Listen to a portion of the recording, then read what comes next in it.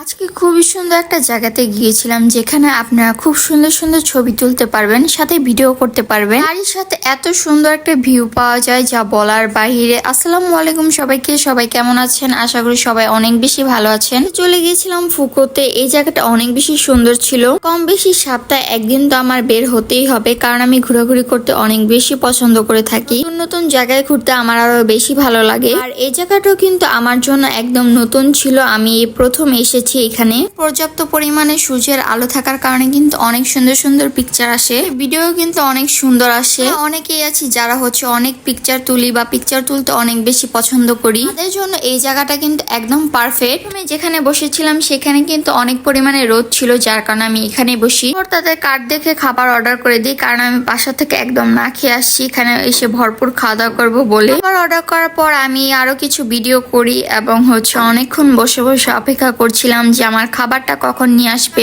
অনেক বেশি ক্ষুধা লাগছিল, আর ক্ষুধার মধ্যে আমি কি যে বকবক করছিলাম আমি নিজেও জানি না। এর মধ্যে আমি আমার ক্যামেরাম্যানকে বলি, এত সুন্দর জায়গাতে যদি আমাকে সুন্দর সুন্দর ভিডিও করে না দাও তাহলে তোমার আজকে খবর আছে। যাই হোক, সে কিন্তু আজকে আমাকে অনেক সুন্দর করে ভিডিও করে দেয় এবং সাথে কিছু সুন্দর সুন্দর ছবিও তুলে দেয়।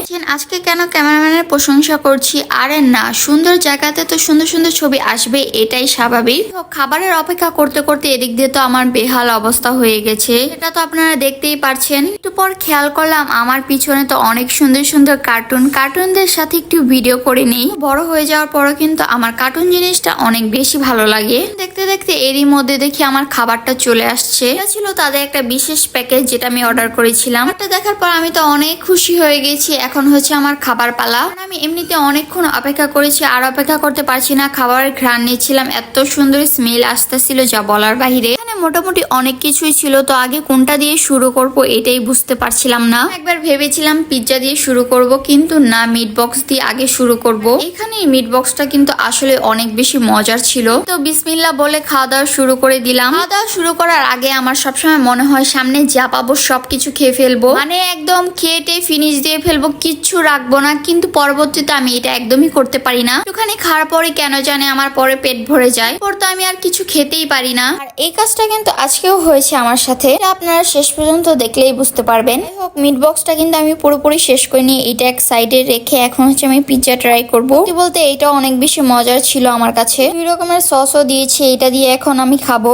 খুব হেভি খাওয়া দাওয়া করছিলাম, মনে হচ্ছিল একদম খেয়ে শেষ দিয়ে ফেলবো, কিন্তু একটু পরে আমার এই সব কিছুই শেষ হয়ে যায়। একদম টুকুনি খাওয়া দাওয়ার পরে আমার অনেক পেট ভরে যায়, আমি আর কিছুই খেতে পারছিলাম না। দেখতেই পাচ্ছেন আমার অবস্থাটা কি হয়েছে। এখানে আমি খুব জোর করে খাচ্ছিলাম, কারণ আমি খাবারগুলো নষ্ট করতে একদমই চাচ্ছিলাম না। এখানে আমাদের মোটামুটি সব খাওয়া দাওয়া শেষ, কিন্তু তারপরও কিছু কিছু খাবার বাকি ছিল এখনো। আমি বসে বসে আস্তে আস্তে খাচ্ছিলাম। আসলে আমি খাবার দাবার নষ্ট করতে চাইও না, আর খাবার দাবার নষ্ট করা একদমই ভালো না। আমাদের খাওয়া দাওয়া শেষ, আজকের জন্য এই জায়গা থেকে বিদায় নিব।